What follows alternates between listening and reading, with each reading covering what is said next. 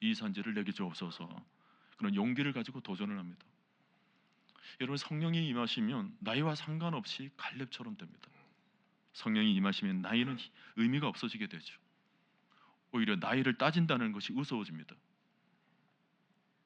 성령은 사람들이 만들어 놓는 기준을 다 무너뜨립니다. 심리학적, 사회적 그런 한계들을 다 뛰어넘게 만들어요. 사회의 기준과 틀은 사람이 만든 것인데 성령이 임하시면 모든 것이 무너지게 되는 것입니다. 그래서 한계에 늘 성령의 사람들은 도전하게 만들어요. 뛰어넘게 만드는 거죠. 여러분, 성령이 왜 사도행전을 열어가면서 각 사람에게 이런 꿈을 부어주십니까? 그것은 신약 시대 교회들을 세워나가기 위해서입니다. 여러분, 베드로가 설교하던 때는 어두운 시대였습니다. 절망적이었죠.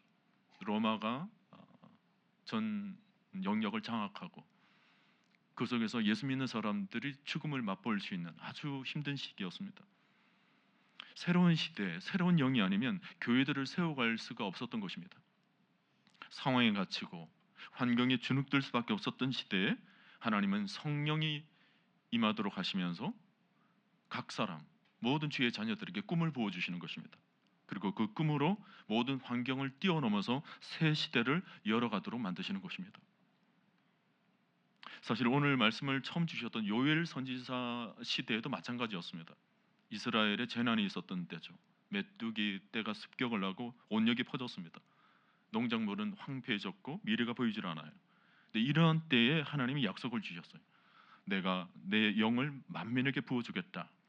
그 약속이 오늘 신약 시대에 이루어진 것입니다. 오늘 여러분 영혼 가운데 성령이 임재해 계시는 줄 믿으십니까? 그렇다면 그 성령께서 우리에게 꿈을 주시고 계심도 함께 믿으시기를 바랍니다.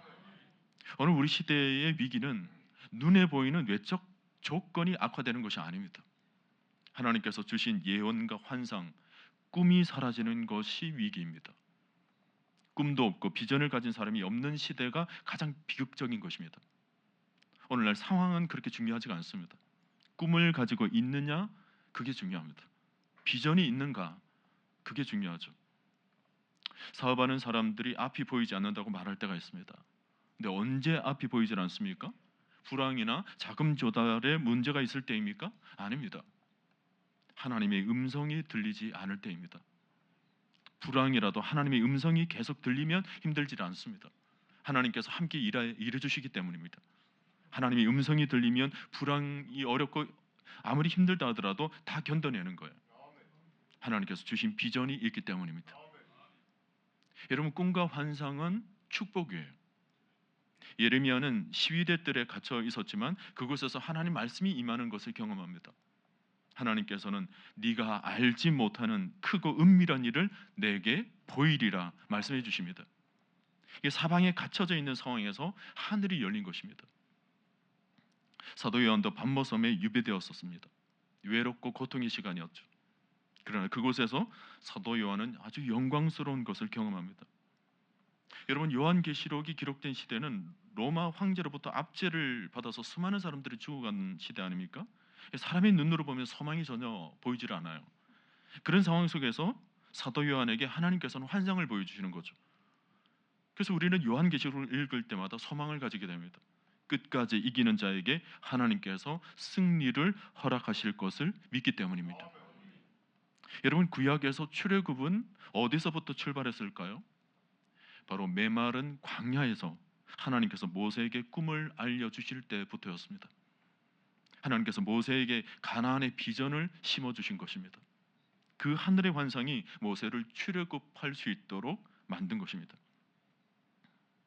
마틴 루터 킹 목사님의 I have a dream 이라는 말이 굉장히 유명하죠. 그런 피부색이나 외형에 상관없이 모든 민족이 손잡고 함께 나가는 것을 꿈꾸게 만들었습니다. 그리고 그 꿈은 이루어졌습니다.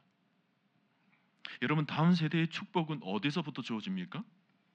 바로 우리가 하나님의 비전을 품을 때입니다. 우리가 다음 세대에게 무엇을 보여줄 수 있습니까? 참된 유산은 눈에 보이는 것이 아닙니다. 시대가 지나도 변하지 않는 하나님의 백성들에게만 주신 꿈과 환상이 우리 가운데 있어야 하는 것입니다. 세상이 만들어 놓은 아주 얄궂은 그런 신기루와 같은 그런 야망이 아니라 하늘로부터 임하는 참된 꿈, 참된 하늘의 환상을 우리는 다음 세대들에게 전수해 줘야 되는 것입니다.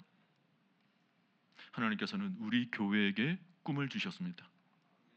하나님께서는 지금도 그 꿈을 이루어 가십니다. 우리는 하나님께서 행하시는 일을 바라보며 기대하고 있습니다. 꿈과 환상은 인간에게 온 것이 아니고 하나님으로부터 주어진 것입니다. 그러므로 하나님께서 반드시 이루어 주실 것입니다. 우리는 하나님의 도구에 불과한 것입니다. 독일의 신학자는 신약에서 하나님의 뜻은 단수다, 하나다. 그것은 모든 백성을 구원하는 것이다. 그것은 하나님께서 아들을 세상에 보내신 목적과 일치한다. 그것은 하나님 나라를 확장하는 것이다 라고 말을 했습니다. 하나님 나라가 점점 도래하고 있는 거죠. 그 종말의 때가 점점 가까워지게 되면서 하나님의 꿈이 성취되는 것을 그는 눈으로 보며 이런 말을 한 것입니다. 여러분, 구원은 하나님 나라를 이루는 것입니다. 모든 교회들이 거기에 초점을 맞춰야 한다는 거예요. 오늘 우리 교회도 무엇을 하든지 하나님의 뜻과 하나님 나라를 위한 목적으로 일치되어야 합니다. 예수님께서 제자들에게 기도를 가르쳐 주시면서 나라가 임하옵시오며 라고 기도하라 말씀하셨습니다. 그리고 마태복음 6장 33절을 보면 예수님께서는 너희는 먼저 그의 나라와 그의 의를 구하라. 그러면 이 모든 것을 너희에게 더하시리라 말씀하셨습니다. 우리 교회는 이 말씀을 붙들고 전진하고 있습니다. 그의 나라와 그의 의를 위하여 지역의 수많은 영혼들의 구원을 다 얻을 때까지 이 지역의 술집과 타락한 문화들이 사라지고 이곳에 거룩한 하나님의 말씀이 세워지기를 기도하고 있습니다. 어둠의 영들이 물러가고 이 지역에 하나님의 찬양과 하나님의 문화가 세워지기를 원합니다. 이제 이 지역에 있는 수많은 젊은이들이 하늘의 환상을 보게 되고 우리 아이들이 세계와 민족과 열방을 향한 비전을 품고 우리 모든 노인분들이 젊은이들처럼 일어설 수 있는 날들을 우리는 바라보는 것입니다. 여러분, 하늘의 환상은 세상에서 볼 수 없는 그림이에요. 이 세상 사람들은 이 세상의 나라를 추구합니다. 이 땅에서 잘 먹고 잘 살기를 원하죠. 좀 더 잘 먹기를 원합니다. 자기에게 집중하는 것입니다. 그 집중이 자기를 피곤하게 만들어요. 여러분, 하나님 나라는 우리에게 우리의 심장을 심지어 우리의 영혼까지 두근거리게 만드는 새로운 환상을 보여주십니다. 말세에 내 영을 모든 육체에 부어주겠다. 여러분, 이 꿈이 하나님 나라의 꿈입니다. 모든 육체 가운데 주의 영이 부어지게 되면서 주의 영으로 하나님의 환상을 바라보는 거예요. 하나님의 꿈을 가슴에 품는 것입니다. 우리 예수님께서 이 땅에 계실 때 제자들에게 가르치신 나라가 하나님 나라였습니다. 성령이 우리 가운데 부어지게 되면 이 하나님 나라가 환상 가운데 보여지는 거예요. 사실 우리의 생각과 논리로는 이는 하나님의 꿈에 합류할 수가 없습니다. 우리는 날마다 세상의 야망을 꿈꾸기 쉽고 이 세상의 나라와 또 현실의 문제에 급급하기가 쉽죠. 우리의 눈과 마음이 그만큼 좁은 것입니다. 그래서 하나님은 우리에게 성령을 부어주시는 것입니다. 하나님의 영이 우리에게 충만히 임하게 되면서 우리의 생각과 야망을 모두 몰아내시고 하나님 나라의 비전을 우리 가운데 이루어 가도록 만들어 주시는 것입니다. 여러분, 초대교회를 보세요. 당시에는 아무것도 없었어요. 조직도 없었고 프로그램도 없었고 아무것도 없었습니다. 뛰어난 인물도 없었어요. 그런데 성령이 임하게 되면서 모든 것이 바뀝니다. 자녀에게, 젊은이에게, 모든 사람들에게 성령이 임하십니다. 그리고는 그 성령으로 그 어려운 가운데서도 교회를 힘있게 세워갑니다. 그리고 그 교회들이 결국 로마 제국을 무너뜨리고 하나님 나라가 번성하도록 쓰임을 받게 된 것입니다. 여러분, 오늘 우리도 성령 충만을 구해야 됩니다. 우리에게 성령이 임하셔서 우리가 꿈과 환상과 예언을 충만히 받아야 되는 것입니다. 성령이 없던 시절 우리 안에 있던 꿈, 헛된 야망들은 이제는 다 사라져야 되는 거예요. 이제 예수님을 믿고 성령께서 주시는 꿈을 우리 안에 가득 채우며 살아야 하는 것입니다. 하늘의 환상은 잠자는 영혼을 깨웁니다. 하나님이 주시는 꿈은 잠자는 성도들을 벌떡 일어나게 만들어요. 성령 충만하면 하늘의 꿈이 생기고 하늘의 환상이 보입니다. 하나님의 음성이 들리기 시작하는 것입니다. 오늘 여러분, 꿈을 새롭게 하시기를 바랍니다. 하나님의 영이 임하셔서 반드시 하늘의 꿈을 소유하시기를 축원합니다. 여러분, 하나님의 꿈은 우리가 생각하는 그 이상입니다. 성령이 임하시면 예언도 하고 환상을 보고 꿈을 꾼다고 했는데, 성령은 우리가 생각하는 그 이상의 수준으로 우리를 압도하는 것입니다. 우리는 우리의 머리로 이해할 수 있는 범위 안에서만 살려고 합니다. 우리가 경험한 세계 안에서만 활동하려고 하죠. 자신의 생각하고 경험한 것, 자신의 이론 안에서만 행동하려고 합니다. 계산해보고 맞아 떨어지면 움직이려고 합니다. 그래서 우리 수준으로는 사실 아무것도 일어나진 않아요. 그러나 여러분, 성령은 그렇지가 않습니다. 성령은 우리가 상상하지 못한 세계로 우리를 이끌어 가십니다. 우리가 생각해 본 적이 없는 새로운 생각을 우리에게 부어주십니다. 성령은 우리가 경험하지 못한 전혀 다른 세계로 우리를 인도하시는 것입니다. 여러분, 그것이 하늘의 꿈이고 하늘의 환상입니다. 어떤 경우에는 성령께서 우리가 원하는 것과는 다른 길로 우리를 이끄실 때가 있습니다. 어떤 경우에는 성령께서 위험한 길로 이끄실 때도 있는 것입니다. 사람의 눈에는 위험해 보이는 길입니다. 안전해 보이지가 않습니다. 사도행전 5장 41절을 보면 사도들은 그 이름을 위하여 능력 받는 일에 합당한 자로 여기심을 기뻐하면서 공회합을 떠났다라고 기록되어 있습니다. 그 이름을 위하여 능력 받는 일도 당연하다, 합당하다 여기고 그것을 기쁨으로 받아들이면서 나아갔다라는 거예요. 여러분, 사도들이 가는 것이 힘들고 어려웠습니다. 그런데 그들은 그 가는 길을 기꺼이 선택해 나아갑니다. 성령께서 그들에게 눈을 열어주시고 마음을 열어주시니까 담대히 거침없이 그 길을 선택하며 나아갔던 것입니다. 여러분, 성령이 임하게 되면 그래요. 하나님의 뜻을 이루어가는 일에는 우리의 생각과는 전혀 다른 방향으로 하나님의 높은 경지로 우리가 인도함을 받게 되는 일이 자주 일어나는 것입니다. 지방에 있는 학교 중에 거창고등학교라고 아주 유명한 학교가 있습니다. 이 학교에서는 아이들에게 장차 나중에 직업을 선택할 때 10가지 10계명을 따르라고 가르칩니다. 내용이 이렇습니다. 내가 원하는 곳이 아니라 나를 필요한 곳으로 가라. 많은 사람이 앞을 다투어 가는 곳에 가지 말고 아무도 가지 않는 곳으로 가라. 왕관이 아니라 단두대가 기다리는 곳으로 가라. 모든 것이 갖추어진 곳은 피하고 처음부터 시작해야 하는 황무지를 택하라. 월급이 적은 쪽을 택하라. 장래성이 전혀 없다고 생각되는 곳으로 가라. 사회적 존경 같은 것을 바랄 수 없는 곳으로 가라. 한가운데가 아니라 가장자리로 가라. 부모나 아내, 약혼자가 결사 반대하는 곳이면 틀림없다. 의심하지 말고 가라. 승진의 기회가 거의 없는 곳을 택하라. 여러분, 마음으로 동의가 되십니까? 놀라운 것은 오늘 거창고등학교 출신들이 지금 사회 곳곳에서 아주 유명한 지도자가 되어 있는 것을 봅니다. 지방에 있는 자만한 학교에서 적어놓은 글귀지만 어쩐지 이 글이 우리의 심장을 두근거리게 만드는 것은 이것이 하나님의 꿈을 따라가는 우리의 길과 별반 다르지 않기 때문에 그럽니다. 하나님께서 우리에게도 말씀하시죠. 좁은 길을 택하라. 여러분, 세상은 편안하고 안정한 삶을 살라고 부추깁니다. 할 수만 있으면 적게 고생하면서 돈은 많이 벌라고 얘기를 하죠. 하나님의 백성들에게는 그런 안정과 불안정은 그렇게 중요한 것이 아닙니다. 편안하고 안정된 삶은 우리의 신앙에 어쩌면 위험한 것이 될 수도 있습니다. 오히려 어렵고 위험한 것이 우리에게 도전이 되기도 합니다. 힘들고 위험한 삶을 살 때 신자의 가슴은 뛰게 되는 거예요. 왜냐하면 하나님께서 역사하실 공간이기 때문에 그렇습니다. 안정된 삶에는 하나님께서 역사하실 공간이 없습니다. 그냥 안정을 누리며 살 뿐이죠. 우리가 안정된 삶을 살면 우리의 눈동자가 풀립니다. 기도의 맥이 풀리죠. 배부르고 안정된 삶을 살면 이내 우리는 제대로 기도하지 않게 될 수도 있습니다.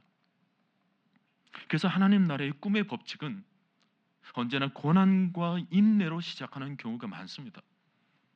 아브라함은 하나님의 부르심을 받는 순간 험난한 길을 떠납니다. 하나님께서 보여주실 땅으로 가기 위해서 고향과 친척과 아비 집을 떠난 것입니다. 요셉은 꿈을 꾸었습니다. 근데 하나님께서 꿈을 꾸게 만드신 그 순간부터 요셉의 인생은 험난해지기 시작합니다. 사도행전을 보면 120명의 사람들에게 성령이 임하셨을 때 험난한 삶도 시작되었습니다. 제도권에 있던 사람들이 그들을 죽이려 한 것입니다. 바울은 로마를 향한 꿈을 품게 되었는데 그 꿈은 바울로 하여금 험난한 길을 걷게 만들었습니다. 죄인의 몸으로 재판까지 받으러 로마로 끌려갑니다. 풍랑이 이는 바다에서 죽음의 문턱을 넘나들면서 로마까지 가는 것입니다. 바울은 끝까지 하나님 주신 꿈을 향해서 두려움 없이 담대하게 걸어갔던 것입니다. 여러분, 하나님의 꿈은 일만 이루어 가시는 것이 아닙니다. 오히려 그 일을 통해서 사람을 만들어 가시는 것입니다. 하나님의 꿈은 하나님 나라입니다. 그런데 그 하나님 나라에 우리 한 사람 한 사람이 다 들어가 있는 것입니다. 하나님은 하나님의 거대한 역사도 이루어 가시지만 동시에 우리 한 사람 한 사람도 그 역사를 이루기까지 험난하고 어려운 과정을 통하여서 우리의 인격과 우리의 믿음을 연단하고 빚고 다듬어 가시는 것입니다. 여러분, 하나님의 꿈이 있으면 우리가 달라지게 되는 거예요. 사도행전 1장 8절에서 오직 성령이 너희에게 임하시면 너희가 권능을 받고 그랬습니다. 우리에게 성령이 임하시면 우리가 하늘의 능력을 받는 것입니다. 우리 한계에 머물러져 있는 것이 아니에요. 그 한계를 초월할 수 있는 하늘의 힘을 공급받게 되는 것입니다. 우리는 어떤 일을 하려고 할 때 계산이 딱 맞아떨어져야지만이 하려고 하는 경향이 있죠. 그러나 하나님께서는 우리가 감당할 수 없는 일을 하도록 우리를 부르신 것입니다. 계산이 맞아떨어지는 일을 할 때에는 하나님의 도우심이 필요가 없어요. 우리가 능력 밖의 일을 만날 때 하나님의 도우심이 필요하고 기도가 필요합니다. 필립 브룩스 목사님은 능력에 맞는 일을 구하지 말고 일에 맞는 능력을 구하라 그랬습니다. 여러분, 우리가 왜 기도를 해야 합니까? 자신의 수준에 맞는 일을 구하면 기도할 필요가 없어요. 하나님의 꿈은 우리가 감당할 수 없는 일이기 때문에 하나님께 능력을 구해야 하는 것입니다. 우리의 힘으로는 감당할 수 없지만 하나님께서 능력을 주시면 해낼 수 있는 것입니다. 여러분, 우리에게는 하나님이 계십니다. 하나님은 살아계십니다. 하나님은 능력을 가지고 계신 분이십니다. 하나님은 지금도 놀라운 역사를 행하시기를 원하시죠. 그래서 우리는 날마다 전능하신 하나님을 노래하고 찬양하고 있습니다. 오늘 사도행전의 꿈은 인간의 상황이나 환경을 뛰어넘어서 복음이 예루살렘에 멈춰져 있지 않는 것을 보여줍니다. 유대 안에 갇혀져 있지를 않아요. 사마리아와 온 땅 끝까지 넘어갑니다. 성령이 바람처럼 불처럼 임하는 것 같이 하나님의 꿈은 우리가 상상하지 못하는 놀라운 힘으로 움직여 나가는 것입니다. 여러분, 하나님께서 주시는 꿈은 한계가 없어요. 모든 한계와 편견을 뛰어넘습니다. 인간의 한계를 다 뛰어넘어요. 우리가 보면 한계를 느끼죠. 그러나 우리가 기도하게 되면 하나님께서 길을 보여주시는 것입니다. 그러므로 하나님의 꿈을 향해 걸어가기 위해서는 우리가 해야 할 일은 두 가지뿐입니다. 하나는 기도하는 것입니다. 우리의 제한된 생각에 머물러 있지 않도록 우리의 생각과 마음을 넓혀주시도록 우리가 기도해야 하는 것입니다. 그리고 또 하나는 우리는 어떤 상황 속에서도 끝까지 인내하며 나아가야 되는 것입니다. 여러분, 하나님의 길을 걸어가다 보면 벽에 부딪힐 때가 있습니다. 벽은 장애물이에요. 그러나 그 장애물을 뛰어넘으면 새로운 세계가 열립니다. 벽을 뛰어넘기 전에는 벽은 벽일 뿐입니다. 그러나 그 벽을 뛰어넘으면 벽은 새로운 세계로 이어지는 문인 것입니다. 계단인 거예요. 여러분, 우리에게 하나님의 꿈이 있다고 저절로 이루어지질 않습니다. 꿈은 현실 속에서 이루어지기 위해서는 고난과 힘든 역경을 반드시 거쳐야 합니다. 하나님의 꿈은 너무 원대한데 우리의 수준은 너무 낮고 이 갭을 메꾸는 과정 속에서 이 차이를 메꾸는 과정 속에서는 역경과 어려운 시련이 있을 수밖에 없습니다. 차이가 너무 크기 때문에 우리의 한계에서는 힘듦과 역경과 고난과 시련일 수 있죠. 근데 하나님께서는 차근차근 이 모든 것을 인내할 수 있도록 우리에게 힘 주시고 믿음 주시고 하늘의 능력을 더딥혀서 결국은 하나님의 꿈이 완성되도록 인도해 내시는 것입니다.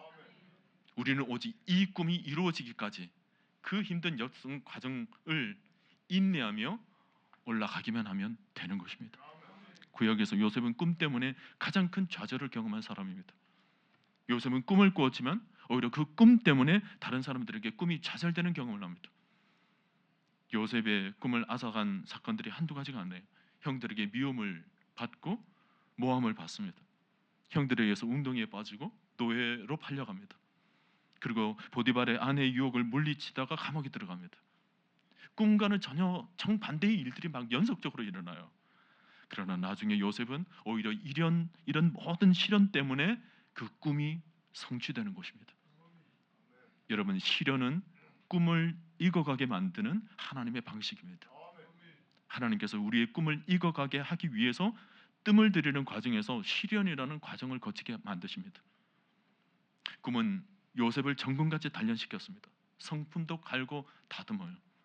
바닷가의 자갈은 파도가 치고 밀려가고 서로 부딪히면서 모난 자갈은 하나도 없습니다. 모두가 다 깎여서 둥글둥글합니다. 요셉은 시련을 통해서 정금같이 단련되고 모든 찌꺼기가 걸러지고 모든 성품이 다듬어져서 용서의 사람, 관용의 사람이 됩니다. 그래서 꿈을 이루고 누릴 수 있는 큰 그릇이 된 것입니다. 여러분, 하나님이 주시는 꿈은 반드시 이루어집니다.